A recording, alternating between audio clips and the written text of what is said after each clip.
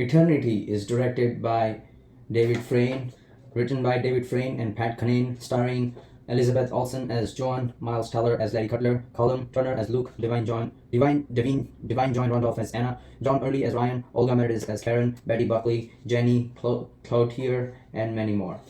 So the story rotates around these three central figures: Joanne, Larry, and Luke.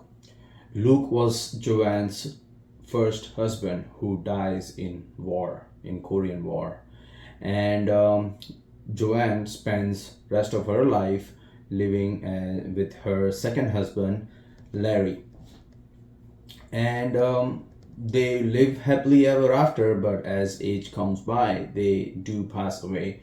Larry, by the way, he dies apparently from consuming pretzels, and Joanne passes away from old age.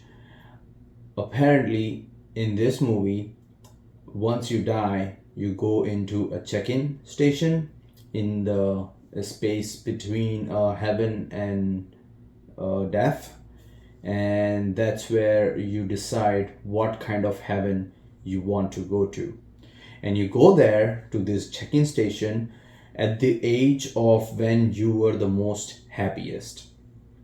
So you apparently, if you were the most happy when you were 12-year-old, even if you die at the age of 72, you will come there at the age of 12. And the movie doesn't really show or talk about what hell looks like. All they talk about is heaven. I just found that a little bit, it felt like the movie does not want to talk about that at all.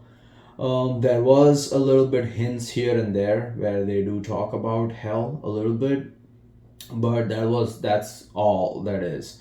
They don't talk about hell or going to hell at all. Apparently, so what happens is when Larry dies, he is waiting for Joanne to die, and he is waiting at the check-in station. They have hotel rooms there, and once Joanne dies, she shows up there at a young age of when Joanne and Larry met together, and then Joanne wants to decide what to do, where to go, because Larry wants to go to the eternity place, the heaven, with Joanne, and Joanne wants to do that too. But guess who it is? Luke, Joanne's first husband, who died in the war. He is waiting for Joanne as well, and he is waiting for 67 years because he died young. So he's waiting there for 67 something years, and Joanne immediately is, they have a history, and they never got to experience the life together, because the moment they got married, within a couple of days, Luke had to go for the war. So Joanne never got that, and now Joanne is conflicted who to pick, who to choose to spend her eternity with, and that's the movie about. I really like the character of Larry, because the way he plays his character, despite his character is very young at this check-in station, he still acts like he is old. And I think the director and the actor, they placed that character behavior very well, because I can tell that this character died when he was old. And Luke is young as well, but he also died young, so his behavior is very much in similar to what his character looks like. But Larry's is not, and that was a really good touch. Joanne, on the other hand, does not act like she is old. I don't know why, because she dies of old age, but her behavior kind of looked like what Elizabeth Olsen would behave in her young age, in her current age. And that felt a little bit off for me, for her character. I felt like everyone else was doing their part properly except for Joanne. Joanne was acting like she is in her early to mid 20s, and that felt a little off. I really like the concept of the film. I do believe that, there is a heaven and there is a hell, and there is a check-in station where you decide where you should supposed to be going. Apparently at this place, there is only the check-in station. There is no hell because they didn't show it. They do talk about it a little bit, but they don't tell like who goes to hell. Everyone kind of goes to heaven because everyone is good, and this place only serves um, you know happiness. And they you can tell that by how the characters who are dying comes to this place. They come to the place when they are the most happiest, and they go to the place where they are going to be living happily ever after for the rest of their life. It's really amazing, but I really don't want heaven to be like that, because they had happy places like, oh, Hawaii, happy place of Japan, happy place of eternity where there is no man, happy place of eternity where there is food falling from the sky, all different kind of happy place. And there are like little stalls that sells those kind of happy places. They also have little tryout sections where you can try those things and try to find out which suits you the best. But I'm like, if I think about it in real scenario, yes, I personally want to go to Japan. But if I would be living in Japan and you cannot leave the place, that's the catch.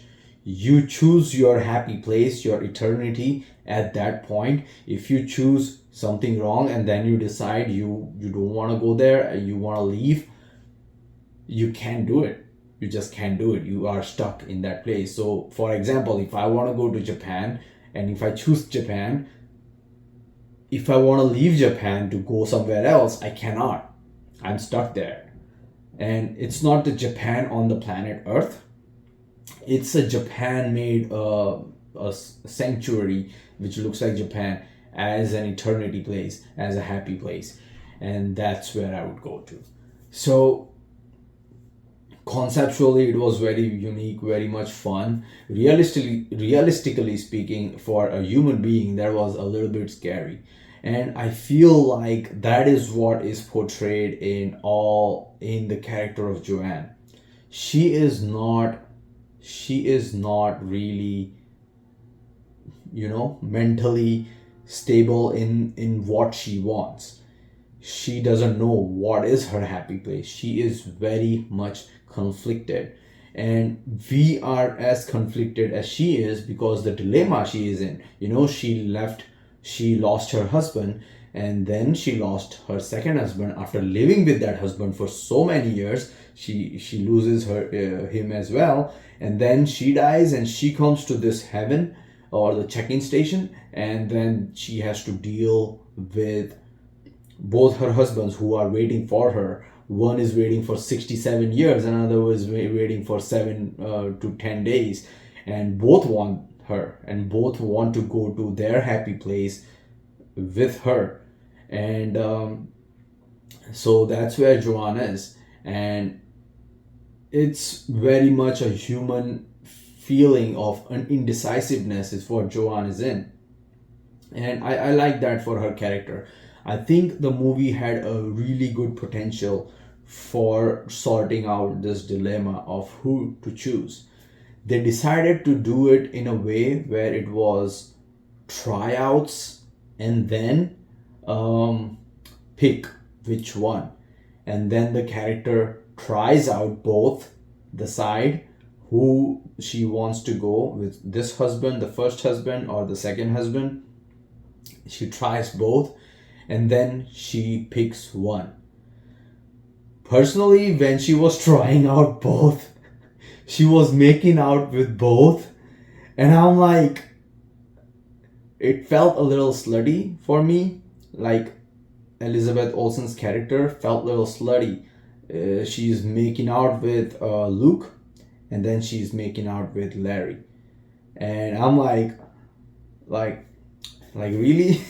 both, like, can't you not, like, not make out and just experience what your life is going to be with one or another? But no, she does that, and I felt a little bit off with that. Another thing that I felt was a little bit off is that right from the start of her trying out different husbands to live with, they give you hints of who it is going to be. And you get, I mean, us humans, we know, like, when we see someone's behavior, how they hold their wife, how they go for the kiss, how they do other stuff. Us viewers, we kind of know, like, okay, he is not really that kind of guy. And right from the start, the other guy is like, you can do what you want, whatever makes you happy. I just want you to be happy. You kind of know, like, okay, this is the right guy, this is the wrong guy. And somehow, like, I wouldn't say somehow, but the movie kind of gives you a hint of who it's going to be. So the ending of who to choose was very much obvious to me, even though she kind of, spoiler alert, she gives you she chooses a wrong option, and then she breaks out of the eternity and comes to back to her husband, one of the husband that she finally realizes this is who I want to be with, and then she bees with that husband. We all knew what is the right thing to do. It wasn't like, oh, go for her, go for him, he's the right for you. It wasn't like that. It was more like, yeah, obviously it's gonna happen. There was no urgency. There was no, oh yes. I didn't feel that. There is one movie that I'm thinking about right now while I'm giving a review of this film. It's a Bollywood movie. It's probably it's a copy of some Hollywood movie. I'm not sure, but it's called Jab We Met, Jabwemet. Jab We Met in English translation is when we met. And in that movie, the girl has two options to choose. Like, she initially is going out with this guy who is obviously wrong, and then she just goes out with him, but then she finally decides that he is not the right guy. The guy he wants to go out with is this guy, and then she goes for this guy, and this guy is leaving the town. He is leaving, but she runs for him, and she grabs hold of him, and then they make out and stuff, and we feel the sense of relief. We feel the sense of accomplishment. In this movie, I did not feel that. I wanted to feel that, but I did not. It looked like a romantic movie that was taken over by an action movie by the very end. So what happens in the end is that Joanne is in the wrong eternity, and then she realizes, oh, this is not where I want to be. So now I want to get out of here. How to get out of here? She literally breaks through a memory. There is a place called memory theater or something. She goes through the memory theater and then breaks through that chamber and runs all the way to the check-in station. And I'm like, who told her that? Like, you can literally do that. Because if this is a God's place. It's not like some place that made by humans. It's a spiritual place. Who told you that you can go into this memory theater and then go through that into the check-in station, and then you can meet your other husband from there? I don't know. Nobody knows. But hey, that's what they showed. It kind of broke the fun, the excitement for me a little bit. The jeopardy of the film is basically that. Let Elizabeth Olsen find the right guy. At one point, she's also like, I don't want anybody. I don't want to be with anyone. And she literally goes out and starts her journey for eternity all by herself. She's like, I don't want to go out with that. I'm pick no one. And she goes out with by herself. She finds a friend. Her name is Karen, played by Olga Meredith, and she goes out to this eternity with her. Olga Meredith is a lesbian in the movie. and she goes out with him, with her. And I was like, this is obviously not the ending. Okay, something's gonna happen. But I was just like, yeah, there was no urgency there. There was no urgency when she was sitting down on the train. It didn't feel the urgency, like, oh my god, she's leaving, like, by herself. She's supposed to be going with someone. That's the movie. I was really, yeah, so thank god that doesn't happen. And they do get her out of the train and pick someone finally. And we did not get that. But it was missing. What was missing is the urgency when she was leaving. And yeah, I feel like the movie had a lot of potential, especially in the beginning where they show you what this world is like, what the check-in station is like, what your PA or AC or something like someone who helps you choose what eternity fits for you. So this character, Divine Joy Randolph, is one of the assistants for Larry. And she tells us everything about what's going on, and it's really fun. I really enjoyed the world of this place of afterlife.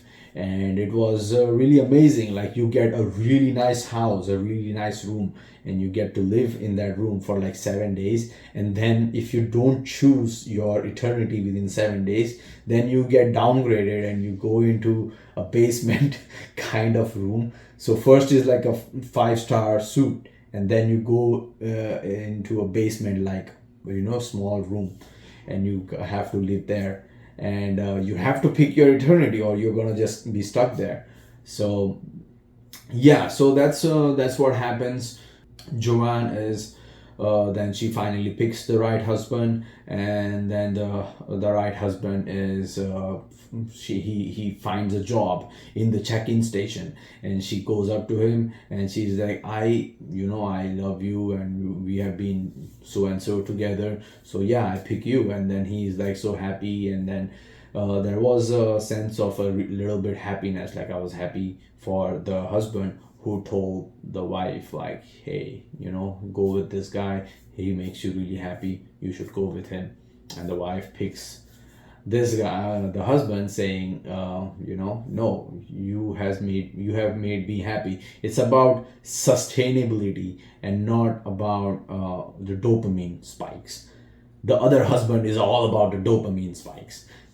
So it kind of gave you a spoiler of who that husband is going to be. You guys are smart, you'll know. So yeah, that's the movie. I think this movie was above average. It's not really good only because I did not feel the need of urgency, what I wanted to feel. It little bit fell flat for me. And as I said, like, in the end it looked like an American action movie where the cops are after her because she's breaking the rule of eternity. And they are running for her, and she's running for away from them and trying to find her other husband that she wants to spend her the right husband that she wants to spend the eternity with. And it kind of, this chase scene and all that, I think they wanted to bring that urgency in with that chase scene, but it didn't really work. And only because of that, I feel like this movie is just a little bit above average and not like really really good. It had potential, but it didn't meet that potential, especially in the end. So that's the review for the movie Eternity. I hope you guys like it. And yeah, please like and subscribe to my YouTube channel. And yeah, see you in the next video. Bye.